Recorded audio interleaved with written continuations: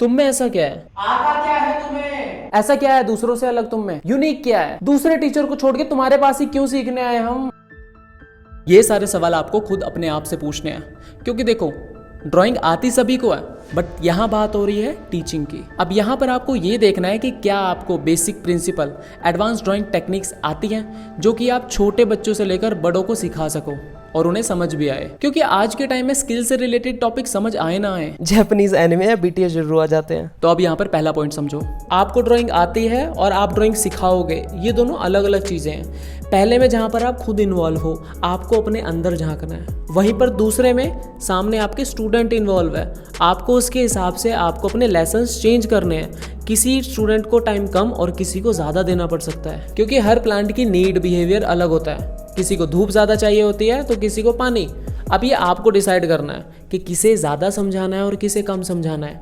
In short आपको experience चाहिए। जब भी हम घर से बाहर निकलते हैं तो हर जगह पर हमें बिजनेस देखने को मिलता है, कोई ना कोई कुछ ना कुछ सेल कर ही रहा है। अब उनकी सेल होगी या नहीं होगी ये काफ़ी सारे एलिमेंट्स पर डिपेंड करता है, प्रोडक्ट की quality, packaging, marketing, branding, price, discount etcetera. Same जब आप मार्केट में उतर रहे हो तो आपको भी इन सभी एलिमेंट का ध्यान रखना होता है। ले, हमने तो ड्राइंग सीखनी है, कौन सा प्रोडक्ट सेल करना है जो हमें सारे एलिमेंट्स के बारे में जानना है। मैंने भी ये सोचने की गलती की थी, क्योंकि यहाँ पर प्रोडक्ट आप खुद हो, आपको खुद को सेल करना आना चाहिए। आपको ये प्रूव करना है कि आप उन्हें सिखा सकते हो। जिस तरीके से हर एक कंपनी का ऑब्जेक्टिव होता है, उसी तरीके से आपका भी कोई ना कोई ऑब्जेक्टिव होना चाहिए। जैसे कि मेरा है कि छोटी उम्र से ही बच्चों के बेसिक क्लियर होने चाहिए ड्राइंग के। मेरे को ऐसा लगता है कि अगर मेरे बचपन से ही बेसिक क्लियर होते तो आज मैं शायद और अच्छा ड्रॉ कर पाता। चलो छोड़ो, ये तो रही पुरानी बातें, बट आगे बाकियों के साथ ऐसा नहीं होना चाहिए।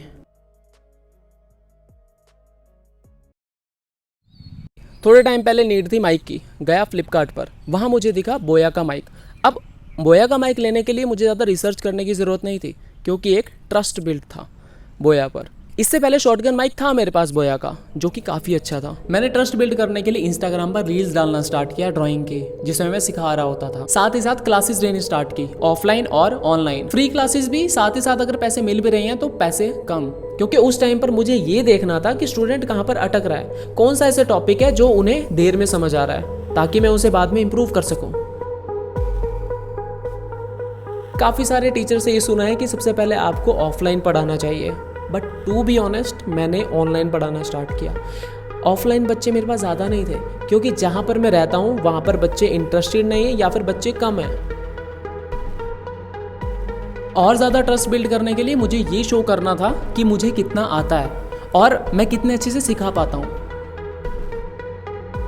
उसके लिए इंस्टाग्राम पर रील, स्टार्ट ट्रांजिशनल वीडियो के साथ, उसके बाद एक्सप्लेनेशन वाली वीडियोस, जिसके लिए एक 3 लाख ट्राइपॉड, माइक के लिए ईयरफोन्स, दैट्स इट, और एक सॉफ्ट बॉक्स जो कि यूट्यूब पे देख के बनाया था, और एडिटिंग की वीएन सॉफ्टवेयर में। पुरानी वीडियोस इतनी बेकार। तो अब शुरू में क्या ही खतरनाक एडिटिंग करते हैं, एक फुटेज ड्रॉ करते हुए की, एक एक्सप्लेन करते हुए की, बीच में थोड़े कट्स एंड बूम वीडियो तैयार। बीजीएम तो इंस्टाग्राम पर फ्री में ही बट रहे होते हैं।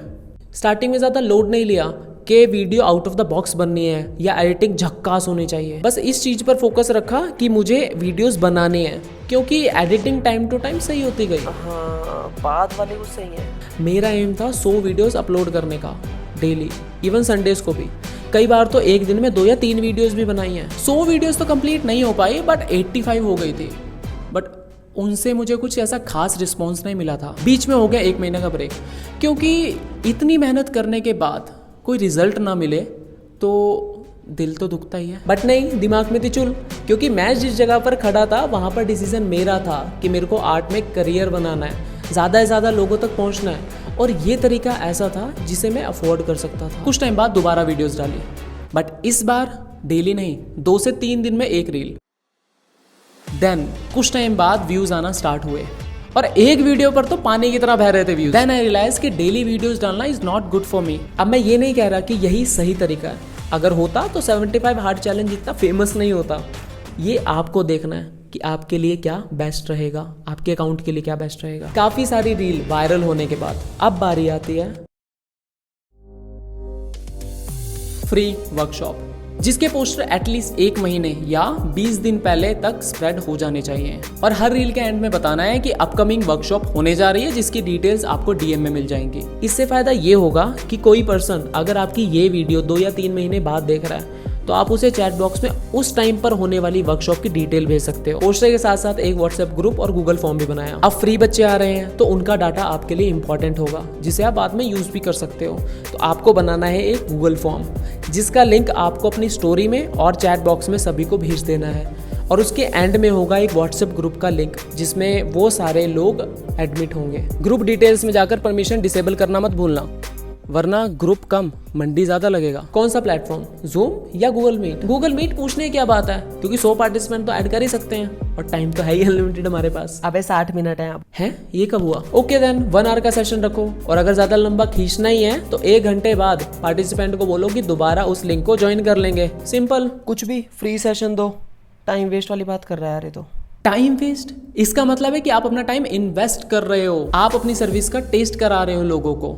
उस 1 घंटे में आपको कुछ मस्त सा ड्रॉ करना है या एक इंपॉर्टेंट टॉपिक क्लियर करना है, और सेशन इंगेजिंग होना चाहिए, और एंड में डिस्क्लोज करना है अपने पेड कोर्स के बारे में। तो अगर कुछ गड़बड़ ना हुई तो कन्वर्जन आना बनता ही बनता है। एक काम करते हैं, 5 से 6 महीने का बैच बनाते हैं, 2 days इन अ वीक, और सारे बच्चों से मंथली फीस ले लेंगे और इन्हीं 5 से 6 महीनों में सारा कुछ कवर करा देंगे। बहुत बढ़िया। मान लेते हैं 20 स्टूडेंट आए तेरे फर्स्ट मंथ में, 500 लिए हर एक बच्चे से, हाथ में आए 10,000 रुपए। वाह सही है। ओके, नेक्स्ट मंथ नए स्टूडेंट तो ऐड नहीं कर पाएगा बराबर, और नेक्स्ट मंथ यही 20 स्टूडेंट 15 या 14 रह जाएंगे। हैं ऐसा क्यों? कोई भी रीजन हो सकता है यार, फैमिली इश्यूज, हेल्थ, मन नहीं करेगा कंटिन्यू करने का, घूमने जाना है, एग्जाम है वगैरह वगैरह। और थर्ड मंथ 7 या 10। यार ऐसा तो मेरा धंधा चौपट हो जाएगा, कोई सोल्यूशन दे। सुन, एवरी मंथ एक बैच 5 संडे, जहां पर पहले 2 दिन में 1.5 घंटे के सेशन ले रहा था, अब वही हो जाएंगे 3 घंटे के। पहले महीने में आउटलाइन कवर कर, दूसरे महीने में शेडिंग, जिससे नेक्स्ट मंथ में पुराने और नए बच्चे दोनों सीख जाएंगे। अच्छा, और नए बच्चे आउटलाइन सीखे नहीं, शेडिंग पहले सीख जाएंगे हैं? हाँ तो क्या हुआ, टॉपिक ऐसा है सीख ही जाएंगे। और अगर ज्यादा ही है तो 3rd महीने में आउटलाइन बैच स्टार्ट कर लियो दोबारा। वाह सही है। सही क्या है, ऐसे बिहेव कर रहा है जैसे पहली बार प्लान सुन रहा हो। पिछले 2 सालों से ये प्लान तो फॉलो कर रहे हैं। अब फ्री में रिकॉर्डिंग कैसे प्रोवाइड करनी है ये भी बता दो। उसके लिए आपको एक पीसी चाहिए होगा, और जब सेशन चल रहा होगा उस टाइम पर स्क्रीन रिकॉर्ड ऑन कर देना है, और सेशन से पहले चेक जरूर कर लेना कि वो साउंड रिकॉर्ड कर रहा है नहीं कर रहा है, क्योंकि मेरे साथ काफ़ी बार हुआ है ऐसा कि सेशन पूरा हो गया है, रिकॉर्डिंग हो गई, बट साउंड रिकॉर्ड नहीं हुआ। विंडोज स्क्रीन रिकॉर्डिंग 2 आवर तक की टाइम लिमिट देती है, तो जब आपके पास 1 घंटे 50 मिनट हो जाएं, देन उसके बाद इसे स्टॉप कर देना है और एक नई रिकॉर्डिंग स्टार्ट करनी है। मतलब अब ये वीडियो व्हाट्सएप पर शेयर कर दो। चुप होए, वहाँ से पायरेसी का खतरा रहेगा, कोई अगर बेचने लग गया तो। अच्छा, और कल ही तूने नारुतो डाउनलोड की फ्री में हैं? कुछ कहा तूने? अब इन सारी वीडियोस को आपको कंप्रेस करना है हैंड ब्रेक में, ताकि इनका साइज छोटा हो जाए, और इन्हें अपलोड कर देना है गूगल ड्राइव पर। 1 मिनट, तूने कंप्रेस क्यों नहीं की? उस टाइम आया नहीं होगा। हाँ, तूने तो पैदा होते ही बैच लेने स्टार्ट कर दिए थे। हाँ, बस उस गूगल ड्राइव के लिंक को सेंड कर देना व्हाट्सएप ग्रुप में, और सेशन खत्म होने के बाद व्हाट्सएप ग्रुप की परमिशन अनेबल करना मत भूलना, वरना स्टूडेंट्स अपने आर्टवर्क कैसे भेजेंगे? स्टूडेंट से पेमेंट कैसे आएगी? QR कोड या UPI नंबर सेंड कर देना, और जब पेमेंट हो जाए तो उनसे स्क्रीनशॉट जरूर मांगना और उसे टैली करना अपनी बैंक स्टेटमेंट के साथ। और इस पेड बैच का व्हाट्सएप ग्रुप अलग बनेगा, बैच का लिंक कॉपी करके उसे भेज देना जिसने पेमेंट कर दी है। और ऐसे लोगों से सावधान रहना जो फेक स्क्रीनशॉट बनाकर भेजते हैं, इसके साथ काफ़ी बार हुआ है, आपके साथ ना हो, इसलिए टैली करना अपनी बैंक स्टेटमेंट के साथ।